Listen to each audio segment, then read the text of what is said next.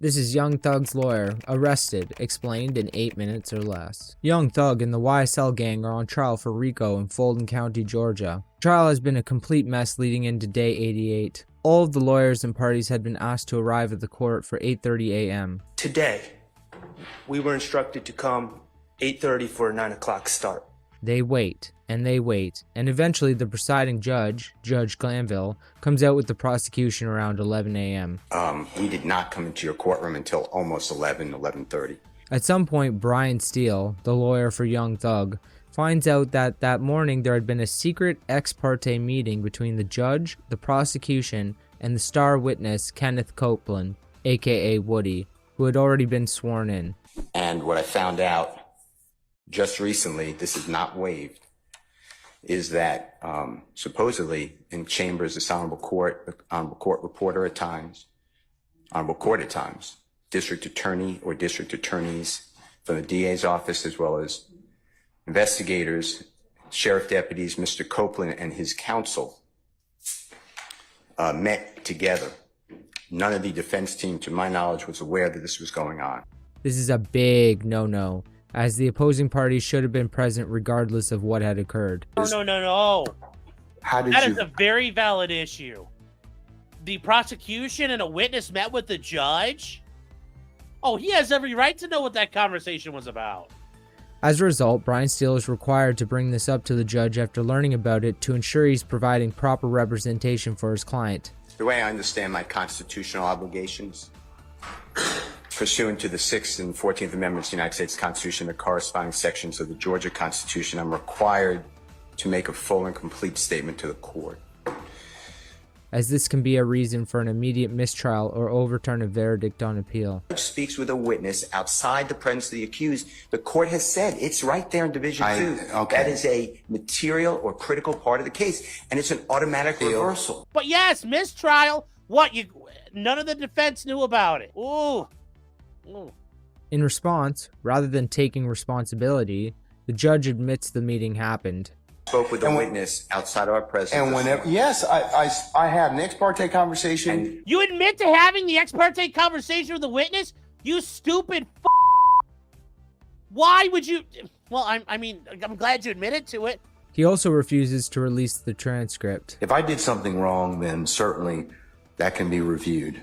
But I'm not at this point in time going to release any of the transcript in terms of what may be disclosed or that was said in Chambers ex parte. The judge tells Steele to tell him where he got this information because it was supposed to be a secret meeting, even if it violated the rules. All that was an ex parte conversation. How did you find out about any of that? Well, I'm disturbed too. Steele refuses to answer that question based on Bar Rule 1.6, which says he cannot release this information because it is covered under attorney-client work product privilege. It says 1.6 applies not merely to matters communicated in confidence by the client, but also to all information gained in the professional relationship, whatever its source. I can't do that under the bar rule. However, he accidentally lets it slip out earlier that it might be the result of attorney-client privilege, meaning he heard it directly from his client, Young Thug. That's attorney-client privilege information. I am not... Attorney-client privilege? That is not attorney-client privilege. Attorney work product privilege. As a result of Steele's refusal to answer the question, Judge Glanville threatened Steele with contempt and imprisonment several times. Why, sir? I'm going to hold you in contempt if you don't tell me who tell me who this information was coming from. I don't want to be held in contempt. If you don't tell me who it is, I'm going to put you in, I'm going to put you in contempt. If you don't tell me how you got the information, I'm going to hold you in contempt. All right, well, I'm going to hold you in contempt. Steele holds his ground and refuses to snitch. I'm not going to answer that question. You're not? No, I will not answer that question. Why will you not answer that question? Eventually, Steele is arrested and removed from the court on an order for contempt. Mr. Steele, last time, who told you? All right, Mr. Steele's in custody.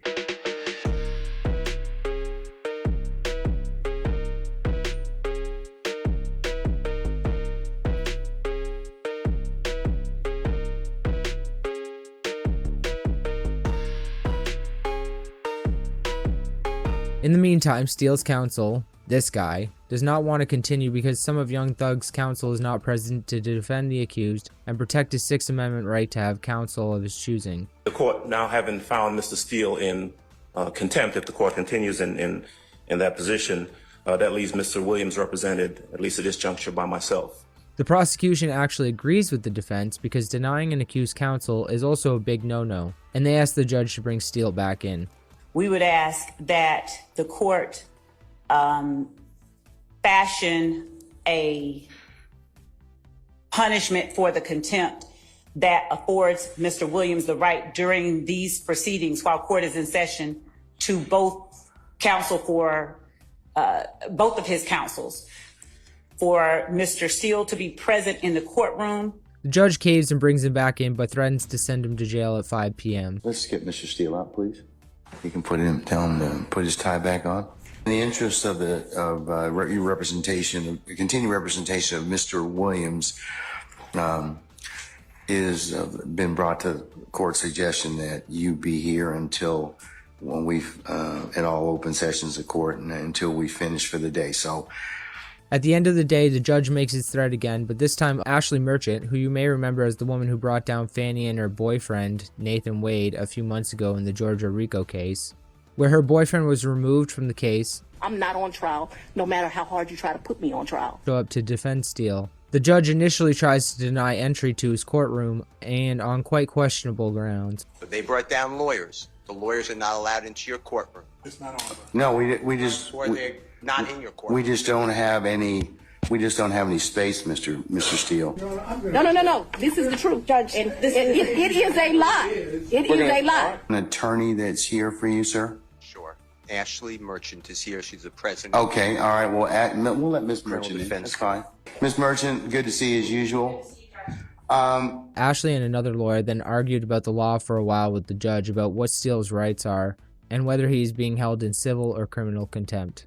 The judge's final decision was to hold Steele in criminal contempt and sentence him to 20 days in jail to be done on weekends from Friday till Sunday. Mr. Steele, I am going to hold you in summary criminal contempt pursuant to OCJ 15-1-3, subpart 3, for your failure to comply with my earlier order today.